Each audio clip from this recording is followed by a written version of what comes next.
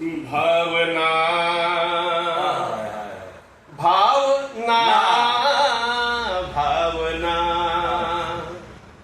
भावना भावना दे लुकाए भावना भावना दे लुकाए नैन बिछल रहे तो हरे नैन बिछल रहे तो हरे राहे उनके बतौनी के अंदर का भूगी है नूर नजरी के काजर तू हमरा नूर नजरी के काजर तू हमरा दिल पे हरदम रहे तो हरे पहरा संगे तो हरे नहीं पता कहाँ है संगे तो हरे रहे मन दुकाहे पूरी हमार धन्य हो गई संगे तो हरे रहे मन दुकाहे भावना भावना दे लुकाहे और उसे नहीं हो रहा कहीं नहीं हम क्योंकि अपन भावना तुम ना देखे में लगी हमारा से वैसे कम सुन रहा रही नहीं बड़ा सुंदर व्यंग होता है और उधर फूल के कली जैसा एकदम गुलाब की जैसे तुमसे कहनी गीत भौरा संगे गुनगुनाला इतना भी वही ना बने चाहिए गीत भौरा संगे गुनगुनाला चित पे चढ़ी जा आहम के चढ़ाला कौन बात कर दिया ये किया रागिला बाद में तुम गिरा दी चाहे बाद में तुम गिरा दी चाहे नैन बिछल रही तो हरे राहे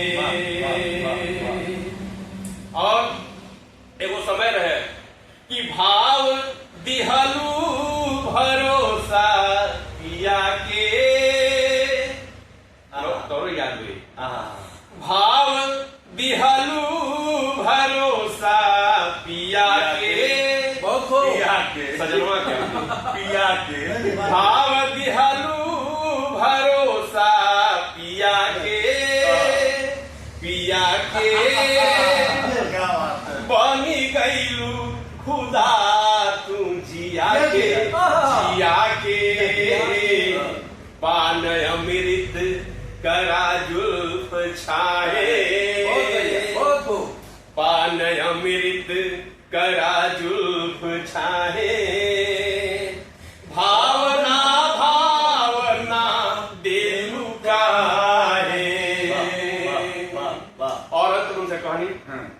रोज हम देखलो के बीच में बहुत लोग ऐसा का मिलेला रोज हम साथे कुछ लोग ऐसा मिलल हुई ये कहला कि बहुत छोटा करे जाके बन रोज साथे वही को हुई भाई बना लोग के कहले हुई बहुत छोटा करे जाके बन मजाक की बात हो रोज मजाक की बात हमो के आदमी कहल कि बहुत छोटा करे जाके बन कर देखे सब कई काम के इतना नीचे ना गिरा कहली कि दिल के गहराई नापल न जाला जल्दी गिरावट ठीक नहीं है दिल के गहराई नापल न जाला भाव के भावना उछाला काहे हमके तू लागे लुथारे काहे हमके तू लागे लुथारे भावना भावना बेलुकारे और वो समय रहे पांडे जी कि घाट में जब केहू आवे देख लो जब चले जब जमुना के तीरे जब लोग आवे तो कैसे कैसे कहानी होके कि घाट संगम के पजरी तुम आके कबरी ना है पजरी घाट संगम के पंजरी तू आके पानी भर तू मटकी लगा के मटिया के मटिया घाट संगम के पंजरी तू आके पानी भर तू मटकी लगा के अब नया के सितम लगे लुढ़ारे अब नया के सितम लगे लुढ़ारे भावना भावना देव का रे भावना भावना देव का रे नैन बिछल रहे तोहरे राहे अजय मनो सुनल अगली बगली झूम सुर में सुर मिलाओ हम भाव विभोर हो तनिको दुराय नहीं थे